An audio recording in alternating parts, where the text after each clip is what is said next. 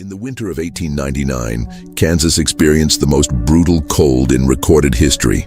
Temperatures plummeted to negative 40 degrees Fahrenheit, and snow buried entire homesteads for months. But in the small town of Hayes, something far more chilling than the weather was happening behind the doors of the Parker Brothers warehouse. When spring finally arrived and the snow melted, investigators discovered discrepancies in the county death records that would haunt them for decades. Over 300 families had supposedly died during that harsh winter, yet only 47 bodies were ever found in the town cemetery. The rest had simply vanished without a trace. What the Parker brothers were burning in their industrial furnaces wasn't just wood or coal. It was evidence of the most systematic and calculating crime spree in Kansas history, hidden beneath the guise of Christian charity and community service. Before we uncover the disturbing truth about what Thomas and Samuel Parker did during those frozen months, I want you to know that this story contains details that have been buried in county archives for over a century. If you're fascinated by true crime stories that blur the line between fact and legend, hit that subscribe button and let me know in the comments what state you're listening from. I'd love to know how far this story reaches. The documents I'm about to share with you were discovered in a water-damaged basement in Hayes County Courthouse, and what they reveal will change how you think about survival, desperation, and the dark side of human nature. The year 1899 began with promise for the residents of Hayes, Kansas. This railroad town of roughly 8,000 souls had weathered previous harsh winters, and the community prided itself on neighborly cooperation and Christian values.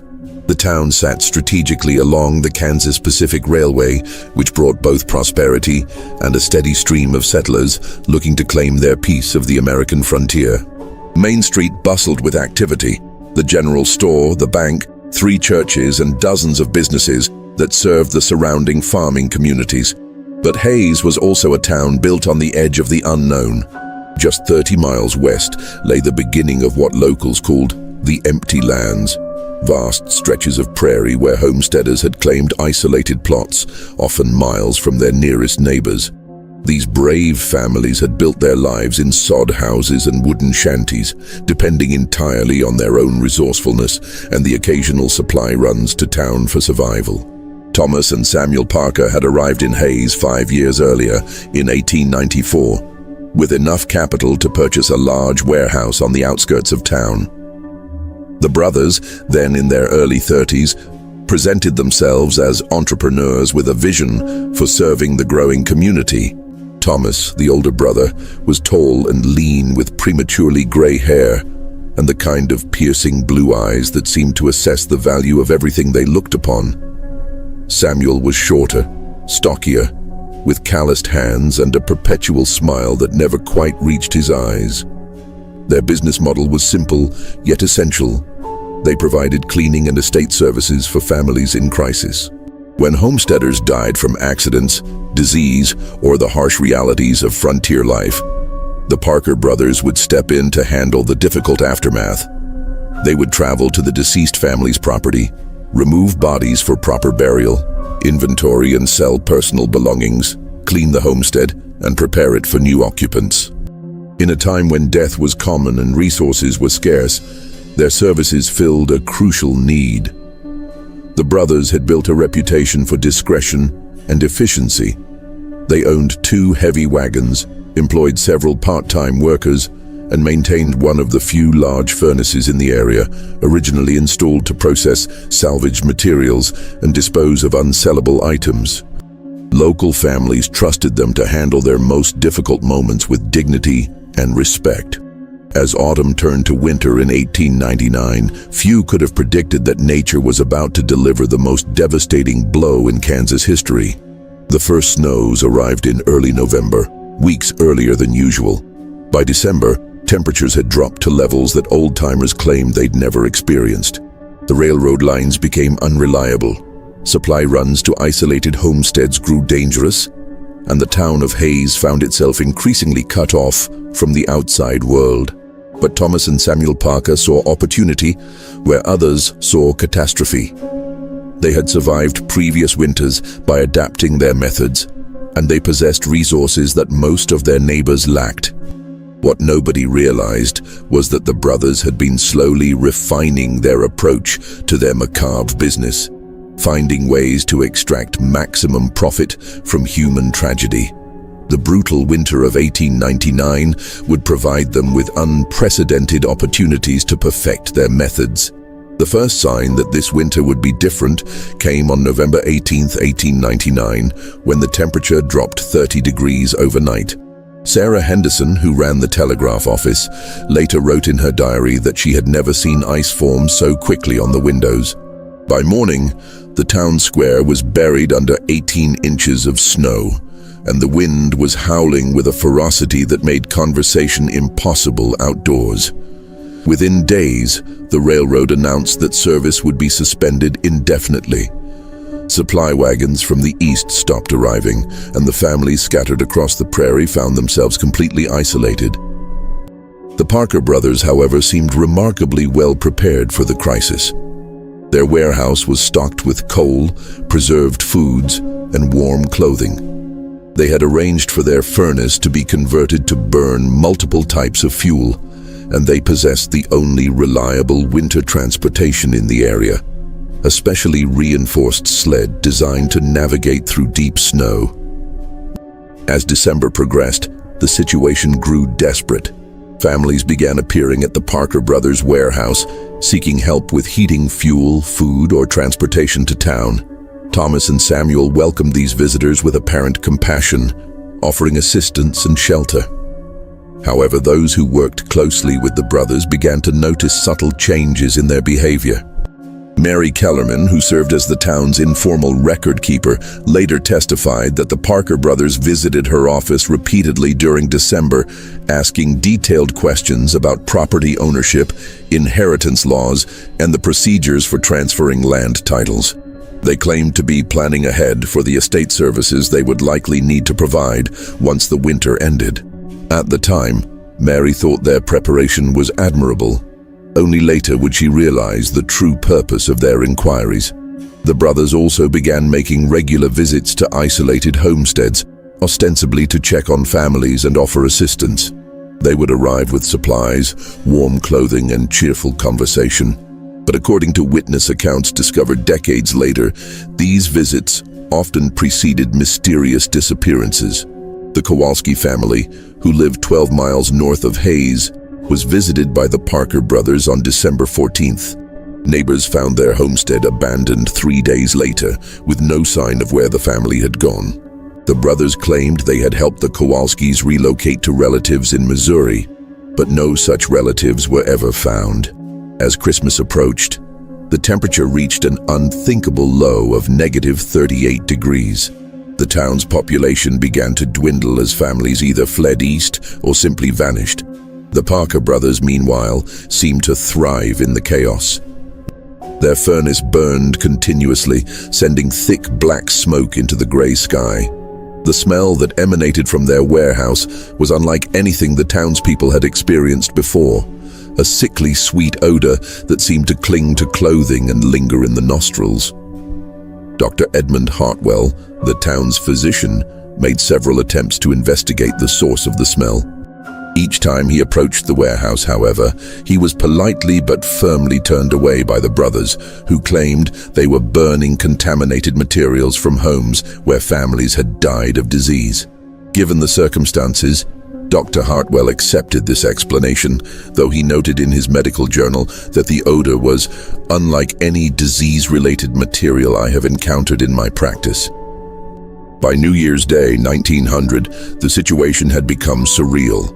The town of Hayes, which had boasted 8,000 residents just 2 months earlier, now seemed to house fewer than 2,000 souls.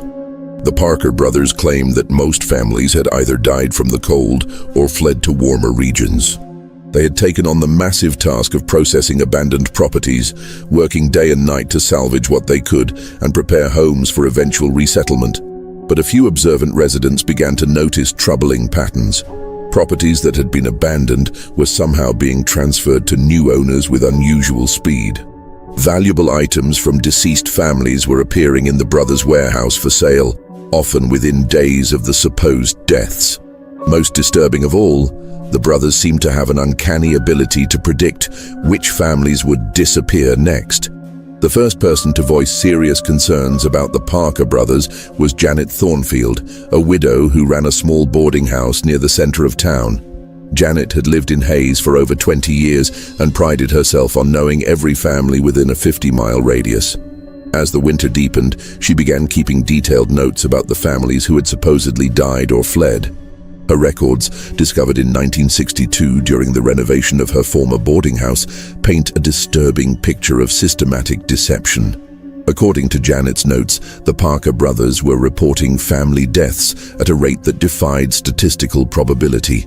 During the months of December and January, they claimed to have processed the estates of 43 families, ranging from elderly couples to families with young children. Yet Janet's careful observations revealed that many of these families had been in good health and possessed adequate supplies when she had last seen them. The Brennan family, for example, had visited Janet's boarding house on December 20th, appearing well-fed and in good spirits. Mrs. Brennan had even purchased supplies for what she described as a comfortable winter in their homestead. Yet 5 days later, the Parker brothers reported that the entire family had frozen to death in their home. When Janet asked to pay her respects at the funeral, she was told that the bodies had been too badly damaged by the cold for a proper viewing and had been buried immediately. Similar discrepancies surrounded the fate of the Williamson family, the Krause family, and nearly a dozen others. In each case, the Parker brothers provided reasonable explanations for the deaths and handled all arrangements with apparent professionalism. But Janet's notes reveal a pattern of healthy families suddenly vanishing, followed by the rapid liquidation of their properties and possessions. Janet's suspicions deepened when she witnessed something that would haunt her for the rest of her life. On the evening of January 15, 1900, she was walking past the Parker brothers' warehouse when she heard voices coming from inside. Through a gap in the wooden siding, she glimpsed what appeared to be a family, a man, woman, and 2 children, standing near the furnace. The family seemed to be in distress, and Thomas Parker was speaking to them in low, urgent tones. Janet couldn't make out the words, but she clearly heard the woman crying and one of the children asking, "When can we go home?" Janet waited for nearly an hour, expecting to see the family emerge from the warehouse. Instead, she heard the furnace door open and close several times, followed by the sound of heavy objects being moved. When she finally worked up the courage to look through the gap again, she saw only Thomas and Samuel Parker working methodically to feed materials into the furnace. The family was nowhere to be seen. The next morning, Janet inquired discreetly about the family she had seen. The description she provided matched the Hendricks family, who had been reported as frozen to death in their homestead 2 days earlier. When Janet expressed confusion about having seen them alive the previous evening, she was told that she must have been mistaken. Grief and worry, the brothers explained sympathetically, could play tricks on the mind during such difficult times. But Janet was certain of what she had witnessed. She began paying closer attention to the Parker brothers' activities, watching their comings and goings, and noting the patterns of their behavior. What she discovered was a level of organization and efficiency that seemed impossible for legitimate estate services. The brothers worked with the precision of men who had perfected their methods through extensive practice. Through careful observation and later testimony from surviving witnesses, a picture emerged of how the Parker brothers had transformed their legitimate business into something far more sinister. Their approach was methodical, calculated, and designed to exploit both the desperation of winter and the trust of their community. The brothers had developed what could only be described as a systematic process for acquiring and disposing of properties and their owners. They would begin by identifying vulnerable families, those who lived in isolation, had valuable possessions, or lacked strong connections to the broader community. They would then make contact under the guise of offering assistance, using their reputation and resources to gain the family's trust. Once they had established a relationship, The brothers would gradually increase the family's dependence on their services. They would provide heating fuel, food, and transportation, always presenting themselves as generous benefactors. However, according to evidence discovered later, they were actually creating conditions that made the families more vulnerable and isolated. The brothers had acquired detailed knowledge of property law and inheritance procedures, allowing them to forge documents and manipulate official records. They had also developed relationships with key individuals in the county administration, providing them with advance notice of property transfers and legal proceedings. Most importantly, they had perfected methods for disposing of evidence that would leave no trace of their activities. When the time came to eliminate a family, the brothers would lure them to the warehouse under some pretext, often claiming they needed help with estate matters or had found relatives who could provide assistance. Once the family was inside the warehouse, they would be overpowered and killed.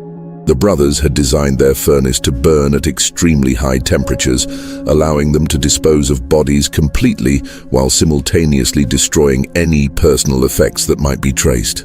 The genius of their system was that it operated within the context of legitimate business activities.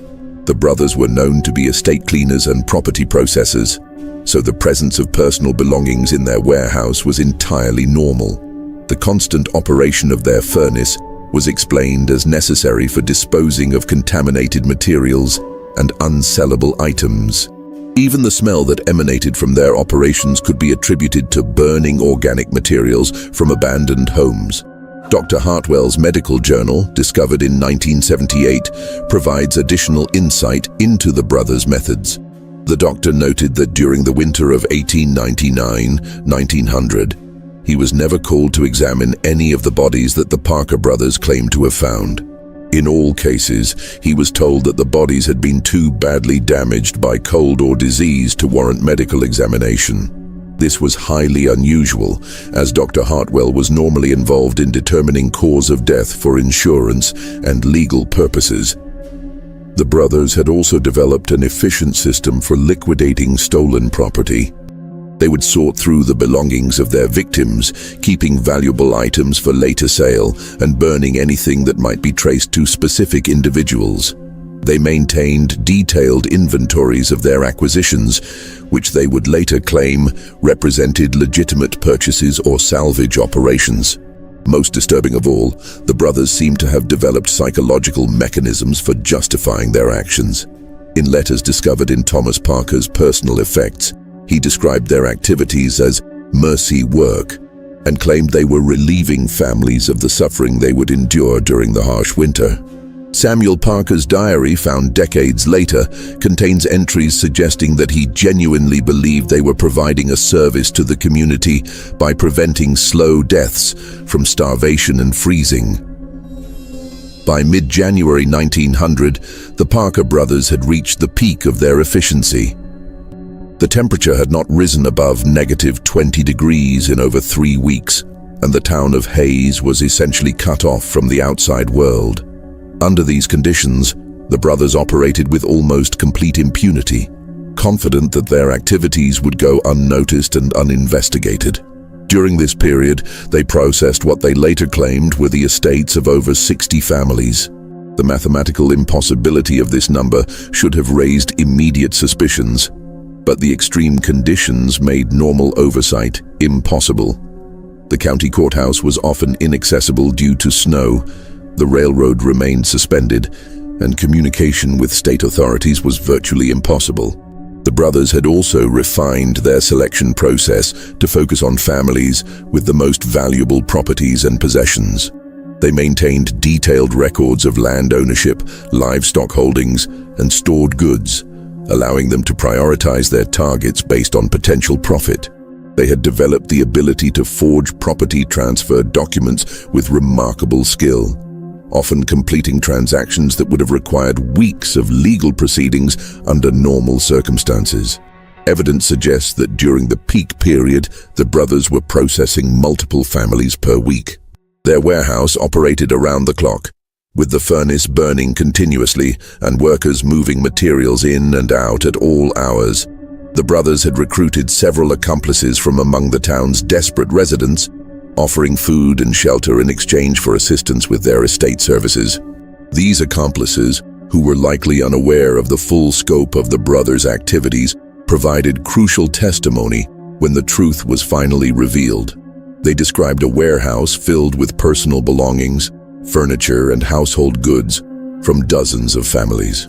They witnessed the brothers sorting through clothes, toys, and personal items with the efficiency of experienced merchants. Most tellingly, they reported that the brothers maintained detailed lists of names, addresses, and property descriptions that they updated constantly. One accomplice, a man named Frank Collar, later testified that he had been employed to help move salvage materials from the warehouse to the furnace. He described carrying bundles of clothing, furniture, and what he believed to be contaminated bedding from abandoned homes. However, he noted that many of the items appeared to be in excellent condition, and some seemed to contain personal effects that families would never have left behind voluntarily. Frank also reported that the brothers maintained strict control over access to certain areas of the warehouse. There were rooms that workers were forbidden to enter, and times when all employees were required to leave the premises entirely. The brothers explained these restrictions as necessary for handling contaminated materials or processing sensitive estate documents. But Frank later realized that these were likely the times when the brothers were disposing of bodies. The efficiency of the operation was matched by its secrecy. The brothers had developed an elaborate system of explanations and cover stories for every aspect of their activities. They maintained correspondence with fictional relatives of deceased families, created fake departure notices for families who had supposedly fled to other states, and even arranged for periodic letters from families who were supposedly alive and well in distant locations. The first crack in the Parker brothers' seemingly perfect system came from an unexpected source, a child's toy that should have been burned months earlier.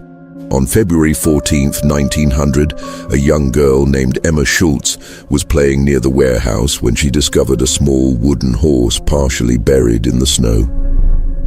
The toy was hand-carved and bore the initials PB. Peter Brennan, the 6-year-old son of the family that had supposedly frozen to death in December. Emma brought the toy to her mother, who immediately recognized it as belonging to the Brennan family.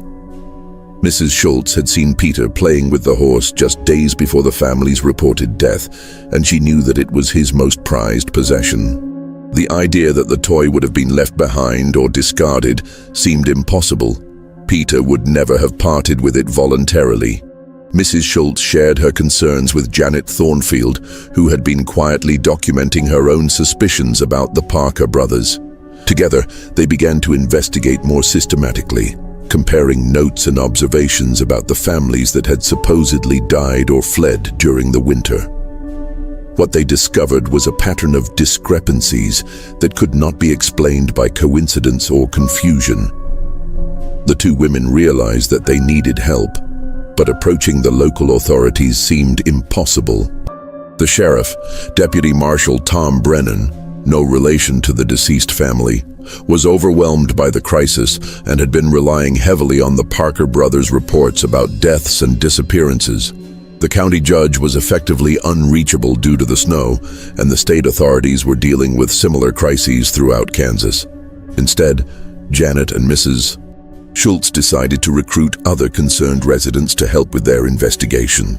They approached Dr. Hartwell, who had been troubled by his inability to examine any of the bodies the brothers claimed to have found. They also contacted Mary Kellerman, the record keeper, who had been uncomfortable with the brothers' repeated inquiries about property laws and inheritance procedures. This small group of investigators began meeting secretly to compare their observations and document their concerns. They discovered that each of them had noticed different aspects of the Parker brothers' suspicious behavior, but when combined, the evidence painted a disturbing picture of systematic deception and possible criminal activity. Dr.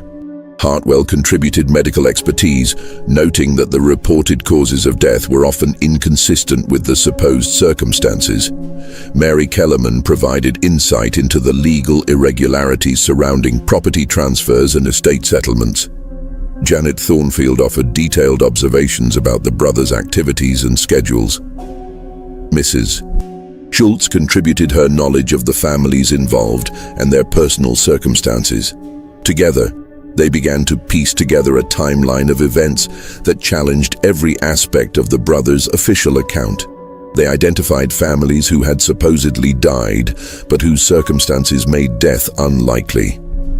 They documented property transfers that had occurred with impossible speed. They noted the absence of bodies, funerals, and the normal procedures that should have accompanied so many deaths. Most importantly, they began to develop a theory about what might actually be happening to the missing families. The constant operation of the furnace, the strange odors, the brothers' access to isolated families, and the systematic nature of the disappearances all pointed to a conclusion that was almost too horrible to contemplate. Armed with their evidence and growing certainty about the Parker brothers' crimes, the group of investigators faced a crucial decision. They could continue gathering evidence and hope that spring would bring outside authorities who could conduct a proper investigation, or they could take immediate action to prevent further deaths. The decision was made for them when they learned that the brothers were planning to visit the Kowalski family, one of the last remaining isolated homesteads in the area. On the evening of February 22, 1900, Dr. Hartwell and Janet Thornfield decided to follow the Parker brothers on their visit to the Kowalski family. They traveled by sled, staying far enough behind to avoid detection, but close enough to observe the brothers' activities. What they witnessed would provide the final confirmation of their worst fears. The brothers arrived at the Kowalski homestead around sunset, carrying supplies and presenting themselves as concerned neighbors. They were welcomed warmly by the family, who had been isolated for weeks and were grateful for the contact. Dr. Hartwell and Janet watched from a distance as the brothers entered the home and spent several hours inside. Around midnight, the brothers emerged from the house with the Kowalski family, parents and 3 children. The family appeared to be carrying personal belongings and seemed to be preparing for travel. The brothers loaded the family into their sled and began the journey back toward town. Dr. Hartwell and Janet followed at a safe distance, expecting to see the family delivered to safety in Hayes. Instead, the brothers' sled went directly to their warehouse. The family was led inside and the building was secured. Dr. Hartwell and Janet waited for hours, expecting to see the family emerge, but by dawn, there was no sign of them. The only activity was the continuous operation of the furnace, which seemed to be burning with unusual intensity. Convinced that they had witnessed the abduction of the Kowalski family, Dr. Hartwell and Janet returned to town to gather their fellow investigators. They realized that they could no longer wait for outside authorities. They had to act immediately to save the Kowalski family and prevent further deaths. The group decided to confront the Parker brothers directly, demanding an explanation for the Kowalski family's disappearance and presenting their evidence of the brothers' suspicious activities. They approached the warehouse on the morning of February 23rd, armed with their documentation and prepared for a confrontation. Thomas Parker met them at the warehouse door, maintaining his characteristic calm demeanor. When asked about the Kowalski family, he explained that they had been suffering from severe frostbite and malnutrition, and that he and Samuel had transported them to relatives in Junction City. He provided detailed explanations for all of the investigators' concerns, dismissing their evidence as misunderstandings and coincidences. However, Dr. Hartwell made a crucial observation during this confrontation. As Thomas Parker spoke, the doctor noticed stains on the man's clothing that appeared to be blood. When he pointed this out, Thomas claimed that he had been butchering livestock for food preparation. But Dr. Hartwell, with his medical training, recognized that the stains were consistent with human blood rather than animal blood. The confrontation escalated when Janet Thornfield demanded to search the warehouse for evidence of the Kowalski family's presence. Thomas Parker refused, claiming that the building contained sensitive materials and contaminated items that could pose health risks. However, his refusal only heightened the investigators' suspicions and convinced them that their worst fears were justified. Unable to gain voluntary access to the warehouse, the group of investigators decided to involve what remained of the local authorities. They approached Deputy Marshal Tom Brennan, presenting their evidence and demanding an official investigation. Initially skeptical, Brennan was eventually convinced by the accumulation of evidence and the urgency of the situation. On February 25, 1900, Deputy Marshal Brennan, accompanied by Dr. Hartwell and 3 other volunteers, forced entry into the Parker Brothers warehouse. What they found inside would become the subject of official reports, criminal proceedings, and decades of investigation. The warehouse was divided into several sections, each serving a different purpose in the brothers' operation. The main area contained hundreds of personal items, clothing, furniture, tools, and household goods, organized with meticulous care. Each item was catalogued and tagged, suggesting a systematic approach to inventory management. In a separate room, the investigators found detailed records of the brothers' activities. These documents included property maps, family information, financial records, and correspondence related to estate transactions. The level of detail was staggering. The brothers had maintained comprehensive files on virtually every family in the area, including information about their resources, vulnerabilities, and potential value. Most disturbing were the personal effects that should have been buried with the deceased families. The investigators found jewelry, family photographs, religious items, and other possessions that families would never have parted with voluntarily. These items were sorted and catalogued like merchandise, with notes indicating their estimated value and potential for resale. The furnace area provided the most horrifying evidence. The brothers had modified their furnace to burn at extremely high temperatures, capable of completely consuming organic materials. Around the furnace, the investigators found bone fragments, partially burned clothing, and other remains that suggested the brothers had been using the furnace to dispose of human bodies. Dr. Hartwell collected samples of the bone fragments and other organic materials for analysis. His medical examination confirmed that the remains were human, representing multiple individuals of different ages. The doctor estimated that the furnace had been used to dispose of dozens of bodies, possibly over 100, during the winter months. The investigators also discovered evidence of the brothers' most recent activities. In a locked room, they found the personal belongings of the Kowalski family, including the children's toys and the parents' clothing. The items were arranged as if they had been recently sorted and catalogued, suggesting that the family had been processed within the past few days. Most chilling of all was a journal kept by Samuel Parker, which contained detailed descriptions of the brothers' methods and philosophy. The journal revealed that the brothers had gradually developed their system over several years, perfecting their techniques and justifying their actions through a twisted logic of mercy and efficiency. When confronted with the evidence found in their warehouse, the Parker brothers initially attempted to maintain their innocence, claiming that they had been operating a legitimate estate service and that any irregularities were the result of the extreme conditions of the winter. However, the overwhelming physical evidence and the testimony of witnesses made their guilt impossible to deny. Thomas Parker, the older brother, eventually provided a partial confession in exchange for assurance that his younger brother would be spared execution. His confession revealed the full scope of their activities and provided details about their methods, motivations, and the number of families they had killed. According to Thomas's confession, the brothers had eliminated 47 families during the winter of 1899-1900, representing approximately 200 individual victims. They had begun their activities as a response to the extreme conditions, initially targeting families who were already close to death from cold and starvation. However, as their system became more refined and profitable, they had begun actively seeking out healthy families with valuable properties. The brothers had developed sophisticated methods for luring families to their warehouse, often claiming that they had found relatives who could provide assistance or that they needed help with estate matters.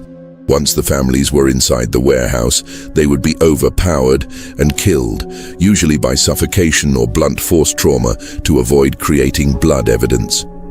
The bodies were then processed through their modified furnace, which could completely consume human remains within several hours. Personal belongings were sorted and catalogued, with valuable items kept for resale and everything else destroyed. The brothers had created an elaborate system of false documentation to explain the family's disappearances and to facilitate the transfer of their properties. Samuel Parker, the younger brother, provided additional details about their psychological state during the winter. He described how they had gradually become desensitized to the killing, viewing it as a necessary business function rather than murder. He claimed that they had convinced themselves that they were providing a service to the community by preventing slow deaths from starvation and freezing. The brothers' trial became one of the most notorious criminal proceedings in Kansas history. The evidence against them was overwhelming, including physical remains, documented confessions, and testimony from multiple witnesses. The trial revealed the full scope of their crimes and provided insight into the psychological mechanisms that had allowed them to commit such systematic murders. Both brothers were convicted of multiple counts of murder and sentenced to death. However, the legal proceedings were complicated by questions about jurisdiction, the extreme circumstances of the winter, and the challenges of proving specific crimes when so much evidence had been destroyed. The discovery of the Parker brothers' crimes sent shockwaves through Kansas and the broader region. The systematic nature of their murders, the sophisticated methods they had employed, and the number of victims involved made their case unique in American criminal history. The trial proceedings were covered extensively in newspapers throughout the Midwest, and the case became a subject of study for criminologists and legal scholars. The immediate aftermath of the discovery created serious problems for the community of Hayes. The brothers' activities had resulted in the loss of a significant portion of the town's population, and many property ownership records had been falsified or destroyed. Legal proceedings continued for years as authorities attempted to determine the rightful owners of properties that had been illegally transferred. The case also raised difficult questions about community responsibility and the systems that had allowed such crimes to go undetected. Many residents struggled with guilt over their failure to recognize the signs of the brothers' activities, and some blamed themselves for trusting the brothers despite subtle warning signs. Dr. Hartwell, who had played a crucial role in exposing the brothers, was profoundly affected by the experience. His medical journal entries from the period reveal a man grappling with the psychological impact of discovering such systematic evil within his community. He continued to practice medicine in Hayes, but never fully recovered from the trauma of the investigation. Janet Thornfield, the boarding house operator who had first suspected the brothers, became something of a local hero for her persistence in investigating their activities. However, she also struggled with the knowledge that her earlier intervention might have saved lives. She continued to live in Hayes until her death in 1934, always maintaining detailed records of community activities and remaining vigilant for signs of similar crimes.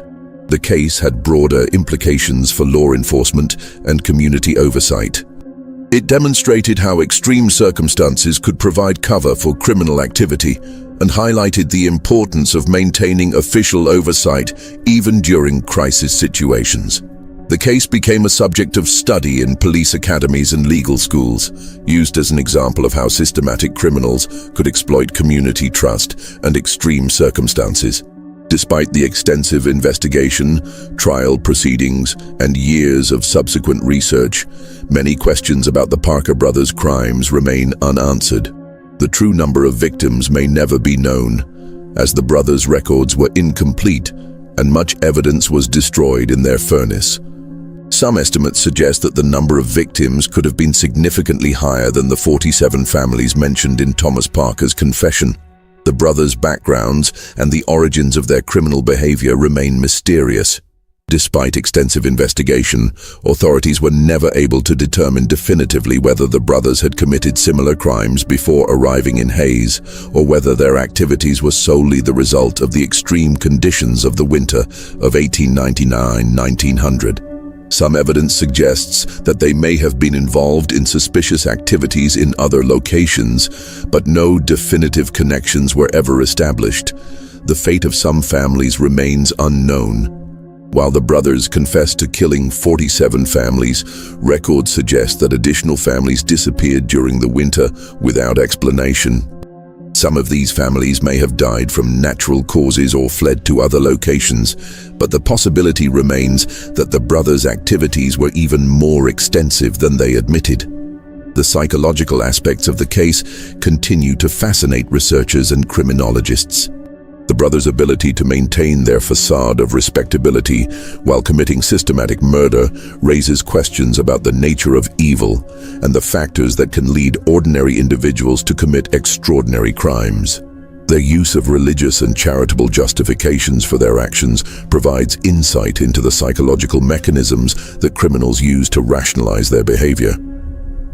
The case also raises broader questions about the nature of community and the systems that bind societies together. The residents of Hayes had trusted the Parker brothers based on their reputation and apparent respectability, demonstrating how criminals can exploit social trust and community bonds to facilitate their crimes. The Parker brothers were executed on October 15, 1900, at the Kansas State Penitentiary in Lansing.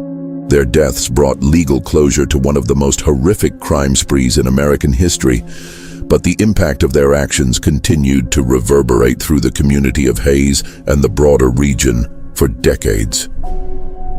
The case remains one of the most extensively documented examples of systematic murder in American criminal history. The surviving records, including court transcripts, witness testimonies, and physical evidence, provide a comprehensive picture of how two individuals were able to exploit extreme circumstances to commit crimes of unprecedented scope and brutality.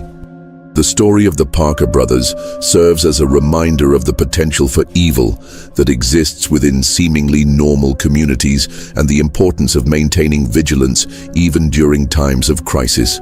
Their crimes demonstrated how quickly social bonds can break down under extreme pressure and how criminals can exploit community trust to facilitate their activities. Today, the site of the Parker brothers' warehouse in Hayes, Kansas, is marked by a simple memorial to the victims of their crimes. The memorial serves as a reminder of the importance of community vigilance and the need to protect vulnerable members of society, even during times of extreme hardship.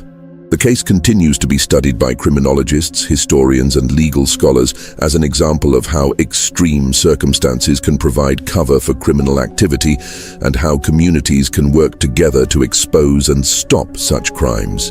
The investigation that led to the brothers' capture demonstrates the importance of citizen involvement in law enforcement and the power of community action in the face of evil. This story reminds us that even in the darkest moments of human history, there are always individuals willing to stand up for justice and protect their communities. The courage of Janet Thornfield, Dr. Hartwell, and the other investigators who exposed the Parker brothers' crimes serves as an inspiration for all who face difficult moral choices in their own lives. Even after the brothers' execution, disturbing discoveries continued to surface throughout Hayes and the surrounding areas. In March 1901, nearly a year after the trials concluded, construction workers renovating the basement of the old Methodist church found a collection of personal items that had been hidden beneath the floorboards. The cache included jewelry, family photographs, children's toys, and religious artifacts that matched descriptions of belongings from families the Parker brothers had claimed to process. The most chilling discovery was a leather-bound ledger that appeared to contain detailed records of the brothers' activities dating back to 1897, 2 years before the infamous winter. The ledger entries were written in a coded system that took investigators months to decipher, but once translated, they revealed that the brothers had been systematically eliminating isolated families for far longer than anyone had suspected. According to the coded entries, the brothers had killed at least 15 families during the winters of 1897 and 1898, perfecting their methods and building their confidence before the massive killing spree of 1899. The entries described their techniques in clinical detail, including how they had learned to dispose of bodies completely, how to forge property documents, and how to manipulate community perceptions of their activities. The ledger also contained disturbing psychological insights into the brothers' mindset. Thomas Parker had written extensive justifications for their actions, describing their victims as burdens on society and claiming that they were performing natural selection by eliminating the weak and vulnerable. Samuel Parker's entries were more practical, focusing on the logistics of their operations and the financial benefits of their crimes. Most horrifying were the entries that described the brothers' experiments with different killing methods. They had tested various approaches to murder, seeking methods that would be efficient, quiet, and leave minimal evidence. The ledger revealed that they had initially used poison obtained from agricultural supplies, but had eventually settled on suffocation and blunt force trauma as their preferred techniques. The discovery of the ledger forced authorities to reopen their investigation and reconsider the full scope of the brothers' crimes. The revelation that they had been killing families for at least 3 years meant that the total number of victims could have been well over 300 people, making their case one of the most extensive serial killing sprees in American history. As news of the additional evidence spread, several individuals came forward with stories that provided new insights into the brothers' activities. These testimonies, collected by state investigators between 1901 and 1903, painted a picture of a criminal enterprise that had operated with shocking efficiency and deception. Margaret Kowalski, the sole survivor of the family that Dr. Hartwell and Janet Thornfield had seen being taken to the warehouse, provided the most detailed account of the brothers' methods. Margaret had been visiting relatives in Junction City when her family was eliminated, and she returned to Hayes in spring 1900 to find that her entire family had supposedly died of exposure. Her testimony revealed that the brothers had been planning her family's elimination for months, waiting for the right opportunity when she would be absent. According to Margaret, the brothers had visited her family repeatedly during the autumn of 1899, offering assistance with winter preparations and gradually gaining her family's trust. They had provided her family with contaminated heating fuel that burned inefficiently, forcing them to depend on the brothers for additional supplies. They had also spread rumors in town that the Kowalski family was suffering from a contagious disease, isolating them from potential help. Margaret's testimony also revealed that the brothers had been systematically poisoning isolated families with small doses of arsenic obtained from agricultural supplies. This poison weakened their victims and made them more susceptible to cold and disease, creating conditions that would make their deaths appear natural. The brothers would then offer to help the weakened families, ultimately luring them to the warehouse for elimination. Another crucial testimony came from Henry Kellerman, Mary Kellerman's brother, who had worked briefly as a part-time employee for the Parker brothers during the winter of 1899. Henry had been hired to help with what he believed was legitimate estate clearing work, but he had witnessed activities that had troubled him at the time and terrified him once he understood their true nature. Henry described being present when the brothers processed the belongings of recently eliminated families. He had watched them sort through personal items with cold efficiency, separating valuable objects from sentimental possessions. The brothers had shown particular interest in family photographs and documents, which they would study carefully before burning them in their furnace. Most disturbing was Henry's account of the brothers' conversations during these sessions. They would discuss their victims with casual indifference, referring to them by their property values rather than their names.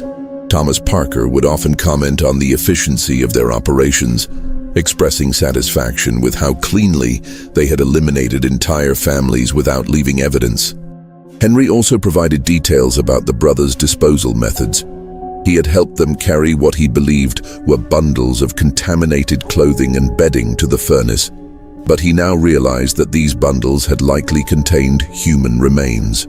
The brothers had been meticulous about ensuring that nothing identifiable survived the burning process, often grinding down bone fragments and mixing them with ash before disposal. The revelation of the full scope of the Parker brothers' crimes created a crisis of faith within the community of Hayes. Residents struggled to understand how such systematic evil could have operated in their midst for years without detection. The discovery that the brothers had eliminated families for 3 years before their massive killing spree of 1899 raised painful questions about community responsibility and the warning signs that had been ignored. Church leaders organized special prayer services and community meetings to help residents process the trauma of the revelations.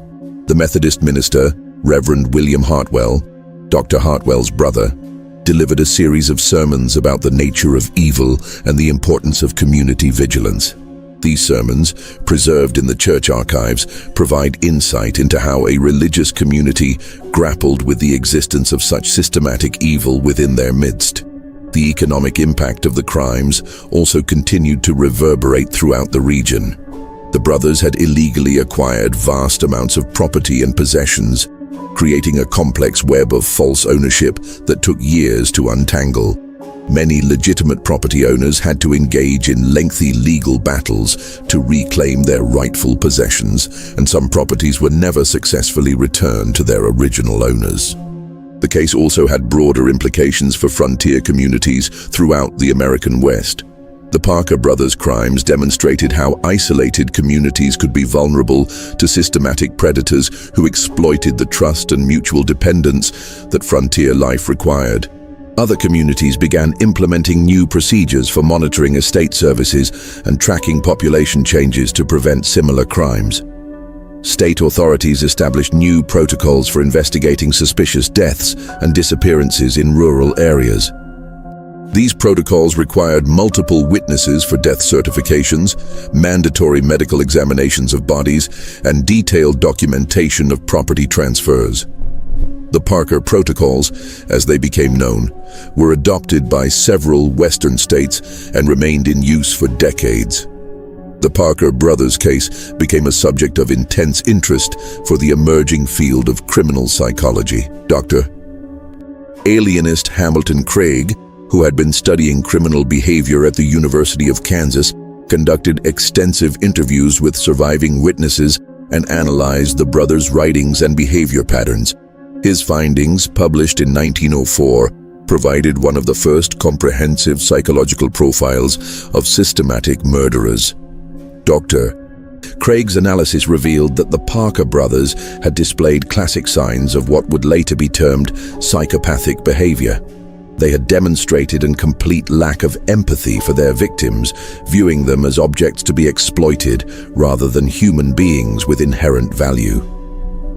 Their ability to maintain facades of respectability while committing systematic murder indicated sophisticated psychological manipulation skills. The brothers had also shown remarkable adaptability in their criminal methods, constantly refining their techniques based on experience and changing circumstances.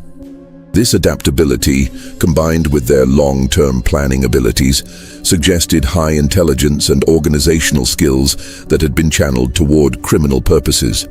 Most intriguingly, Dr. Craig's analysis suggested that the brothers had developed a shared delusion that justified their actions. They had convinced themselves that they were performing a beneficial service by eliminating families who would otherwise suffer slow deaths from starvation and exposure. This psychological mechanism had allowed them to commit mass murder while maintaining positive self-images. The brothers' writings also revealed a gradual escalation in their criminal thinking. Their earliest entries showed some awareness that their actions were wrong, but later entries demonstrated complete moral detachment from their crimes. This progression provided insight into how individuals might gradually become desensitized to extreme violence through repeated exposure and psychological justification. Dr. Craig's work on the Parker brothers' case contributed to the development of early criminal psychology theories and influenced how law enforcement approached the investigation of systematic crimes. His findings suggested that criminals like the Parker brothers could be identified through careful observation of their behavior patterns and psychological characteristics. The most shocking discovery related to the Parker brothers' crimes didn't surface until 1907. nearly 7 years after their execution. During the demolition of an old barn on the outskirts of Hayes, workers found a hidden chamber that contained additional evidence of the brothers' activities. The chamber had been carefully concealed behind a false wall and contained items that provided new insights into the full scope of their crimes. The hidden chamber contained hundreds of personal items that had belonged to the brothers' victims, including jewelry, photographs, religious artifacts, and family documents. The items were organized with meticulous care, suggesting that the brothers had maintained this collection as some form of trophy room or memorial to their crimes. Most disturbing were the detailed maps and diagrams that showed the locations of unmarked graves throughout the region.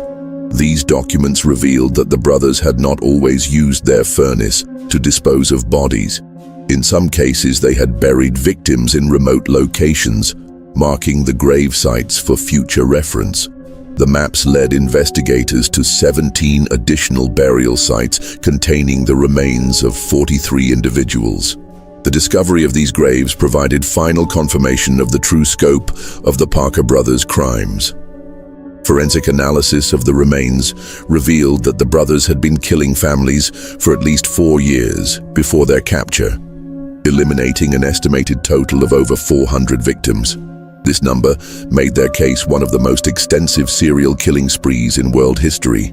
The grave sites also provided evidence of the brothers' psychological deterioration over time. Earlier burials showed some attempt at respectful treatment of the bodies, but later graves revealed increasingly callous disposal methods.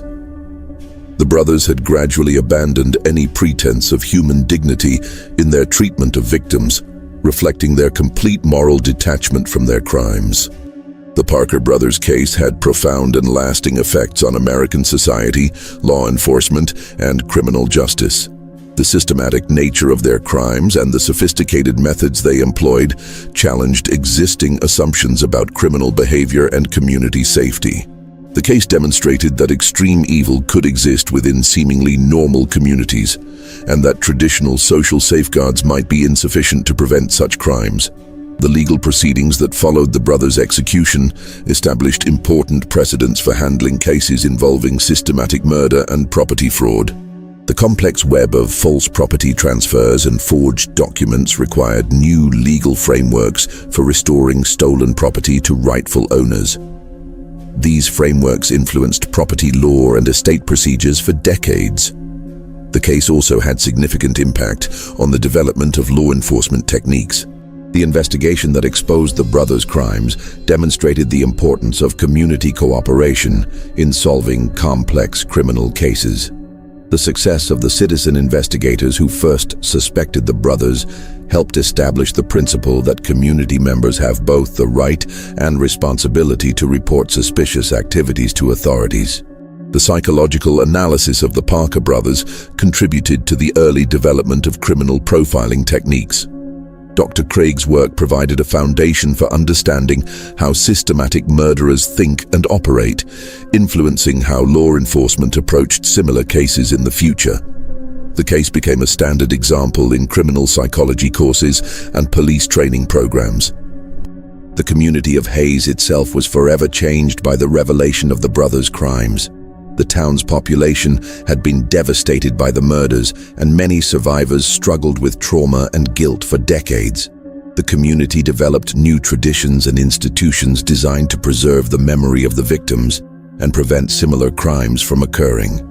A memorial park was established on the site of the Parker brothers' warehouse, featuring monuments to the victims and educational displays about the importance of community vigilance. The park became a place of remembrance and reflection, helping the community process the trauma of the crimes and honor the memory of those who had died. Despite extensive investigation, prosecution, and ongoing research, some aspects of the Parker brothers' case remain mysterious. The true number of victims may never be known, as the brothers' records were incomplete and much evidence was destroyed. Some estimates suggest that the number could have been even higher than the confirmed 400 victims, making their case possibly the most extensive serial killing spree in human history. The brothers' backgrounds and the origins of their criminal behavior remain partially unclear. Despite extensive investigation, authorities were never able to determine definitively whether the brothers had committed similar crimes before arriving in Kansas, or whether their activities were solely the result of the opportunities they found in frontier communities. Some evidence suggests that they may have been involved in suspicious activities in other locations, but no definitive connections were ever established.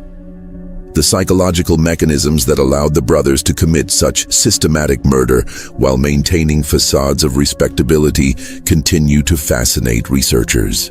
Their ability to live dual lives, appearing as helpful community members while secretly eliminating families, raises questions about the nature of evil and the factors that can lead individuals to commit extraordinary crimes. The case also raises broader questions about the nature of community and the systems that bind societies together. The residents of Hayes had trusted the Parker brothers based on their reputation and apparent respectability, demonstrating how criminals can exploit social trust and community bonds to facilitate their crimes. The case serves as a reminder that vigilance and skepticism are necessary even in close-knit communities. The winter of 1899 in Kansas was indeed the coldest on record, but the actions of the Parker brothers created a cold that went far deeper than any temperature. A cold that touched the very soul of a community and reminded everyone that evil can lurk behind the most respectable facades. What they burned in their furnace was indeed more than wood. It was human life, human dignity, and the trust that binds communities together.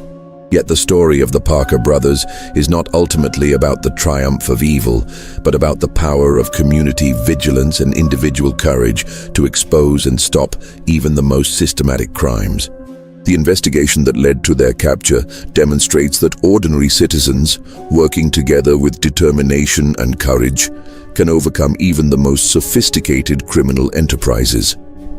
The case serves as a permanent reminder that freedom and safety require constant vigilance, and that each member of a community has a responsibility to protect vulnerable members of society. The courage of Janet Thornfield, Dr. Hartwell, and the other investigators who exposed the Parker brothers' crimes continues to inspire those who face difficult moral choices in their own lives. Today, more than a century after the Parker brothers' execution, their case remains one of the most studied examples of systematic murder in criminal history. The lessons learned from their crimes continue to influence law enforcement, criminal psychology, and community safety practices. Their story reminds us that even in the darkest moments of human history, truth and justice can ultimately prevail over the most calculated evil. Just when we thought we'd seen it all, the horror in Hayes intensifies. If this story is giving you chills, share this video with a friend who loves dark mysteries. Hit that like button to support our content, and don't forget to subscribe to never miss stories like this. Let's discover together what happens next in the annals of American crime. This mystery shows us that evil can hide behind the most respectable facades, and that the price of freedom is eternal vigilance. What do you think of this story? Do you believe everything was revealed? Or do you think there might be more victims whose stories will never be told? Leave your comment below. If you enjoyed this tale and want more horror stories like this, subscribe, hit the notification bell, and share with someone who loves mysteries. The truth is always more terrifying than fiction, and there are more stories waiting to be uncovered. See you in the next video.